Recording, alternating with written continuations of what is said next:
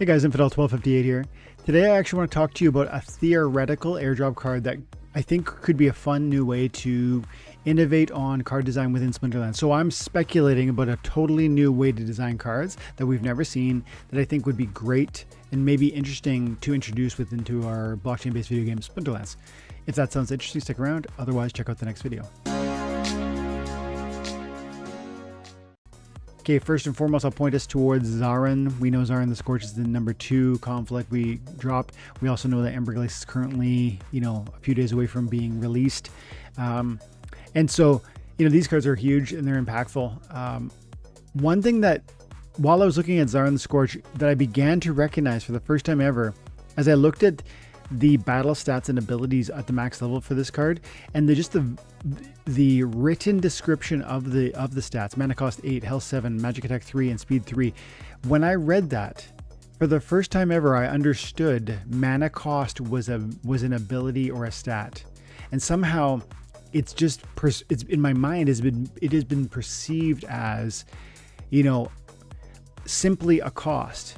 But if you recognize that your economy within the battle mechanic of Splinterlands, you only have so much allowance, then truly the mana cost is a stat in the sense that it limits when you can or can't play it. So a low mana cost is going to be more versatile, a higher mana cost is going to be less versatile.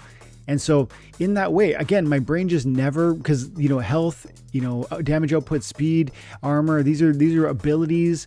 They're statistics that show to its, how long it's going to live and how effective it will be in battle. But absolutely, mana cost is a calculation on how effective it will be in battle, because it affects the team you can build around it. How often can you use it and in which context? Can you fit a 10 mana monster into a 17 mana match? Sometimes, but you got to be really sort of logical and careful about when that happens, right? Anyways, thinking about mana cost in that way opened my eyes to a new function that would be possible for our game, and I wonder what you guys think. So I'll just say it. What if the mana cost is variable on a particular monster? So imagine Zarin the Scorch at level 1 is, and it's, remember, cards at level 1 always have less stats. So look, Zarin the Scorch as an example. Let's zoom in a little bit. Zarin the Scorch at level 1 has 3 damage output still, 3 speed, 0 armor, 5 hearts. So the damage output, the speed, and the armor all stay stagnant at every single level of the card's issuance, but you get more hit points from level 1 to level 2 and level 2 to level 3, and then you stay stagnant at level 3 to 4. Now the abilities go up from slow with phase ward to slow with phase ward and camouflage and rear cleanse guard, or cleanse rear guard, and then finally blast.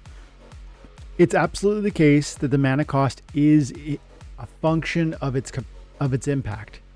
What if, instead of just manipulating abilities and stats, the mana was manipulated?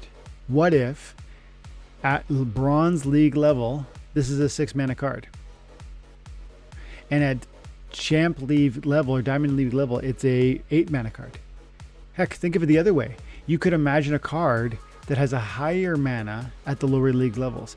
But I think that the magic to this theory would be this: if you could manipulate it in such a way where you really create desirability at every league level, that would be a card that we would seek after, that there would have a huge value for, because it's not, sometimes we design cards that are really optimized for diamond play, and many people do not play at the highest league levels. Sometimes it has key breakpoints at silver or at gold, and you really need 3 copies or 6, but you don't need 11. All of that affects the price point of a card, because if it is maximally desirable, it will be desirable for bronze players, silver players, gold, and diamond. And that would be what I would think manipulating the mana cap at every level of the card's issuance might allow you to control. Now, to push back against my own idea, it would be difficult. It's already difficult to think through power creep and card design. It's super complicated. Understanding all the possible synergies, the nuance of what it will do with other cards, and how it can be broken by combining it with this particular summoner.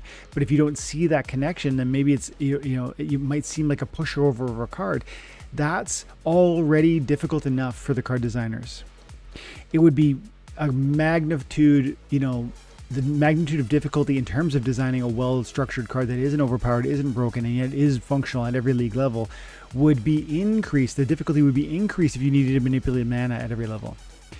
However, if this could be done properly, I think, and I want to leave this as a question, I think, what do you think?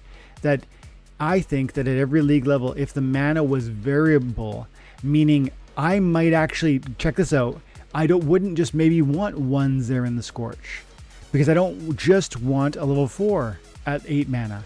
Maybe I do want a level 1 or maybe a level 2 because they reflect a lower mana cost, and that gives me certain versatility within a variety of rule sets. And so it might actually open a doorway to not only really make a card super desirable at every league level, by itself creating more demand for that card, but it also could not just make more demand for whatever league you're playing at, but maybe even as a diamond player, I might want a diamond version and a gold version because they have different mana caps and different functional uses within the meta of the game.